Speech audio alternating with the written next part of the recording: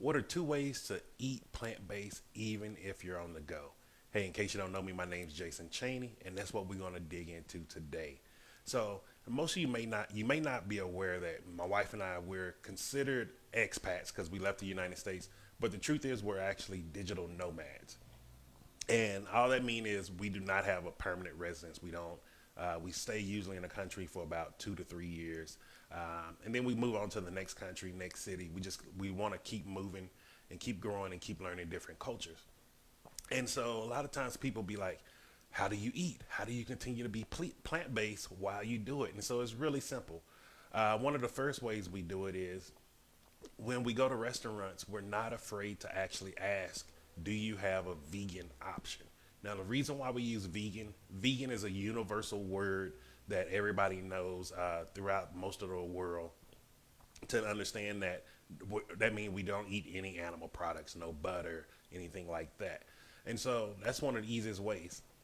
And I learned this lesson when my wife and we went to Amsterdam to visit for my birthday. And so it was really funny because we got in late and because of the time difference and we had jet lag flying over. By the time we woke up, it was like about 9 or 10 o'clock at night. And we're used to that being morning time for us. And so we went to the receptionist and we was like, "Hey, is there any restaurants open? Because we're starving."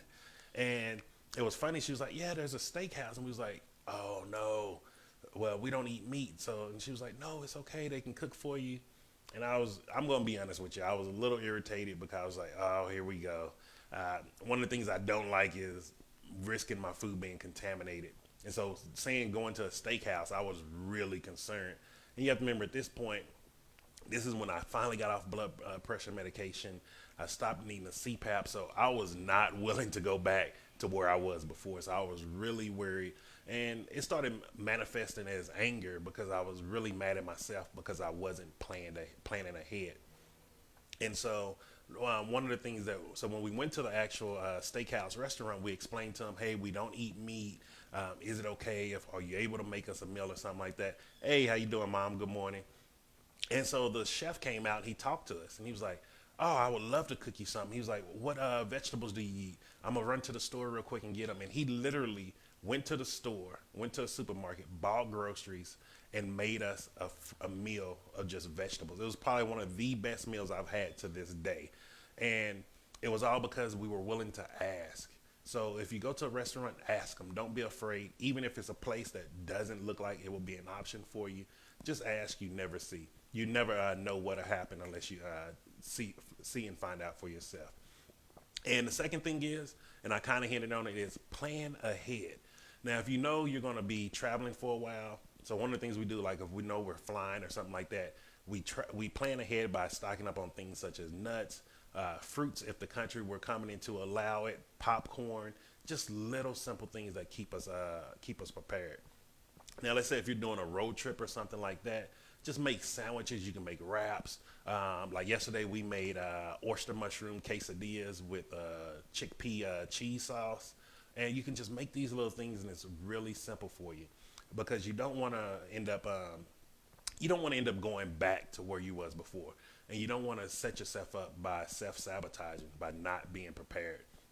And you don't want to also just be too afraid to ask. So make sure you do those things. And just a third one to throw in there, because this is something I do because I walk around a lot here in Colombia.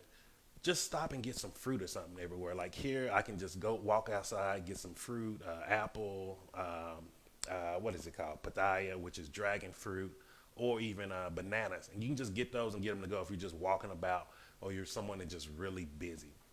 So I hope that was helpful for you.